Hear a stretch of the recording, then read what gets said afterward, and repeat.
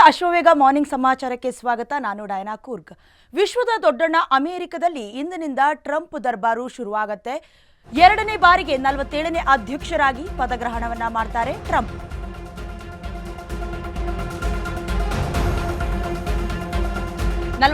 ಅಧ್ಯಕ್ಷರಾಗಿ ಪದಗ್ರಹಣವನ್ನ ಮಾಡ್ತಾರೆ ಟ್ರಂಪ್. ಇಂದು ರಾತ್ರಿ ಅಂದ್ರೆ ಭಾರತೀಯ ಕಾಲಮಾನದ ಪ್ರಕಾರ 10:30ಕ್ಕೆ ಪ್ರಮಾಣ ವಚನವನ್ನ ಸ್ವೀಕರಿಸುತ್ತಾರೆ. 5 ವರ್ಷದ ನಂತರ ಅಮೆರಿಕದಲ್ಲಿ ಮತ್ತೆ ಟ್ರಂಪ್ ಯುಗ ಶುರುವಾಗಲಿದೆ. ಗೌಪ್ಯತೆ ಬೋಧಿಸಲಿರುವ ಅಮೆರಿಕದ ಸುಪ್ರೀಂ ನ್ಯಾಯಮೂರ್ತಿ ಟ್ರಂಪ್ ಪಟ್ಟಾಭಿಷೇಕಕ್ಕೆ ಭಾರತದ ಜೈಶಂಕರ್ ಕೂಡ ಸಾಕ್ಷಿಯಾಗಲಿದ್ದಾರೆ. ಇನ್ನು ಚೀನಾದ ಅಧ್ಯಕ್ಷ ಕ್ಸಿ ಜಿನ್ಪಿಂಗ್ ಸೇರಿ ಜಗತ್ತಿನ ಹಲವರಿಗೆ ಈ ಪ್ರಯುಕ್ತ ಆಹ್ವಾನವನ್ನ ಕೂಡ ನೀಡಲಾಗಿದೆ. ಇಂದಿನಿಂದ ಅಮೆರಿಕದಲ್ಲಿ ಟ್ರಂಪ್ ದರ್ಬಾರ್ ಶುರುವಾಗಲಿದೆ ಅಂತಾನೆ ಹೇಳಬಹುದು.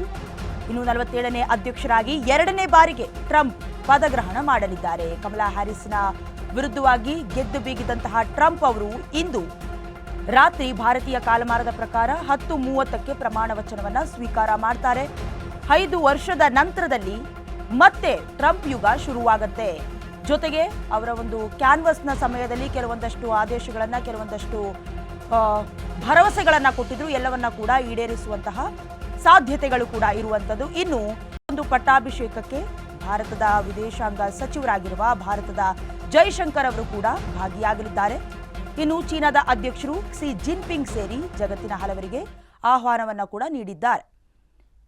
ಇನ್ನು ಅಧಿಕಾರ ವಹಿಸಿದ ಮರುಕ್ಷಣದಿಂದ ಕೆಲವೊಂದು ಆದೇಶಗಳಿಗೂ ಕೂಡ ಸಹಿಯನ್ನ ಹಾಕಲಿದ್ದಾರೆ.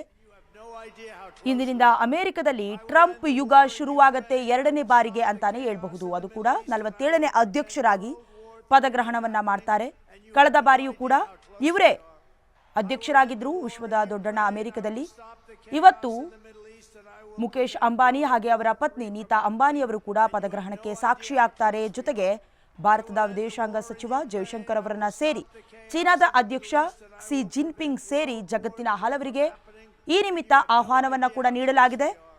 ಎಲ್ಲರೂ ಕೂಡ ಇವತ್ತು ಭೇಟಿಯನ್ನ ಮಾಡ್ತಾರೆ, ಹಾಗೆ ಪದಗ್ರಹಣಕ್ಕೆ ಸಾಕ್ಷಿ ಆಗ್ತಾರೆ. ಇನ್ನು ಅಧಿಕಾರ ವಹಿಸಿದ ಮರುಕ್ಷಣವೇ ಬರೋಬ್ಬರಿ 200 ಆದೇಶಕ್ಕೆ ಸಹಿಯನ್ನ ಹಾಕಿದ್ದಾರೆ. ಉಕ್ರೇನ್ ಸಮರಕ್ಕೂ ಕೂಡ ತೆರೆ ಎಳೆಯುವಂತಹ ಮಾತನಾಡಿದ್ದಾರೆ ಟ್ರಂಪ್. ಶಾಂತಿ ಸಂದೇಶವನ್ನ ಹೊತ್ತು ಅಧಿಕಾರವನ್ನ ಸ್ವೀಕರಿಸಲಿದ್ದಾರೆ ಟ್ರಂಪ್. ಭಾರತದ ಜೊತೆಗೂ ಕೂಡ ಉತ್ತಮ ಸಂದೇಶವನ್ನ, ಉತ್ತಮ ಸಂಬಂಧವನ್ನ ಕೂಡ ಸಾರುವ ಸಂದೇಶವನ್ನ ನೀಡಿದ್ದಾರೆ. ಒಳಾಂಗಣ ಕ್ರೀಡಾಂಗಣದಲ್ಲಿ ಟ್ರಂಪ್ ಪದಗ್ರಹಣವನ್ನ ವಹಿಸಲಿದ್ದಾರೆ. ಶೂನ್ಯಕ್ಕಿಂತ ಕಡಿಮೆ ತಾಪಮಾನದ ಹಿನ್ನೆಲೆ ಇರೋದ್ರಿಂದ ಇಂಡೋರ್ ಕಾರ್ಯಕ್ರಮ ಅಂದ್ರೆ ಒಳಾಂಗಣ ಕಾರ್ಯಕ್ರಮವನ್ನ ಏರ್ಪಡಿಸಲಾಗಿದೆ. ಪದಗ್ರಹಣಕ್ಕೂ ಮುನ್ನ ಕ್ಯಾಂಡಲ್ ಲೈಟ್ ಭೋಜನವನ್ನ ಕೂಡ ಡೊನಾಲ್ಡ್ ಟ್ರಂಪ್ ಏರ್ಪಡಿಸಿದ್ರು. ಭಾರತದ ದಿಗ್ಗಜ ಉದ್ಯಮಿ ಮುಕೇಶ್ ಅಂಬಾನಿ ಸೇರಿ ಹಲವರು ಭಾಗಿಯಾಗಿದ್ದರು. ಅಧಿಕಾರ ವಹಿಸಿದ ಮರುಕ್ಷಣವೇ 200 ಆದೇಶಗಳಿಗೆ ಸಹಿಯನ್ನ ಹಾಕಿದ್ದಾರೆ. ಅಂದ್ರೆ ಕ್ಯಾನ್ವಸ್ನ ಸಮಯದಲ್ಲಿ ಕೆಲವೊಂದಷ್ಟು ಆದೇಶವನ್ನ ಅಥವಾ ಕೆಲವೊಂದಷ್ಟು ಭರವಸೆಗಳನ್ನ ನೀಡಿದ್ರು. ಅದಕ್ಕೆ ಸಂಬಂಧಪಟ್ಟಂತೆ ಇವತ್ತು 200 ಆದೇಶಗಳಿಗೆ ಸಹಿಯನ್ನ ಹಾಕಿದ್ದಾರೆ. ಇನ್ನು ಎಲ್ಲರಿಗೂ ಗೊತ್ತಿರೋ ಹಾಗೆ ವಿಶ್ವವನ್ನೇ ನಡುಗಿಸಿದಂತಹ ಉಕ್ರೇನ್ ಸಮರಕ್ಕೂ ಕೂಡ ತೆರೆ ಎಳೆಯುವಂತಹ ಮಾತನ್ನ ಡೊನಾಲ್ಡ್ ಟ್ರಂಪ್ ಸ್ವತಃ ಹೇಳ್ಕೊಂಡಿದ್ದಾರೆ. ಹಾಗೆ ಇವತ್ತಿನ ದಿನ ಶಾಂತಿ ಸಂದೇಶವನ್ನ ಹೊತ್ತು ಅಧಿಕಾರವನ್ನ ಕೂಡ ಡೊನಾಲ್ಡ್ ಟ್ರಂಪ್ ಸ್ವೀಕರಿಸಲಿದ್ದಾರೆ. ಇನ್ನು ಭಾರತದ ಜೊತೆಗೂ ಕೂಡ ಉತ್ತಮ ಸಂಬಂಧವನ್ನ ನಾವು ಈಡೇರಿಸ್ತೀವಿ ಇನ್ನು ಮುಂದೆ ಅನ್ನುವಂಥ ಸಂದೇಶವನ್ನ ಕೂಡ ರವಾನಿಸಿರುವುದು. ಇನ್ನು ಶೂನ್ಯಕ್ಕಿಂತ -ಡಿಗ್ರಿ 0ಗಿಂತ ಕಡಿಮೆ ತಾಪಮಾನ ಇರೋದ್ರಿಂದ ಇಂಡೋರ್ ಕಾರ್ಯಕ್ರಮವನ್ನ ಡೊನಾಲ್ಡ್ ಟ್ರಂಪ್ ವಹಿಸಿದ್ರು. ಇನ್ನು ಪದಗ್ರಹಣಕ್ಕೂ ಮುನ್ನ ಕ್ಯಾಂಡಲ್ ಲೈಟ್ ಡಿನ್ನರ್ ಅನ್ನ ಕೂಡ ಏರ್ಪಡಿಸಿದ್ರು. ಟ್ರಂಪ್ ಪದಗ್ರಹಣಕ್ಕೆ ಜಾಗತಿಕ ಗಣ್ಯರು ಕೂಡ ಸಾಕ್ಷಿಯಾಗಲಿದ್ದಾರೆ. ವಾಷಿಂಗ್ಟನ್ನಲ್ಲಿ ಪದಗ್ರಹಣ ಸಮಾರಂಭ ನಡೆಯುತ್ತೆ.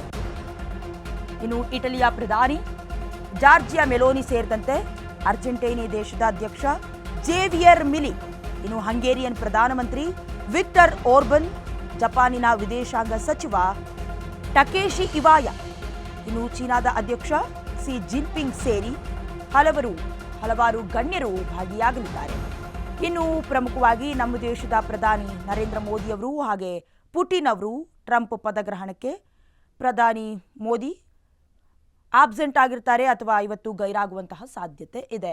ಇಂದಿನಿಂದ ಅಮೆರಿಕದಲ್ಲಿ ಏನು ಟ್ರಂಪ್ ದರ್ಬಾರ್ ಶುರುವಾಗುತ್ತೆ. ಈ ಒಂದು ಪದಗ್ರಹಣ ಸಮಾರಂಭಕ್ಕೆ ಆಲ್ಮೋಸ್ಟ್ ಎಲ್ಲಾ ದೇಶದ ಪ್ರಮುಖರು ಗಣ್ಯರು ಭಾಗಿಯಾಗ್ತಾರೆ.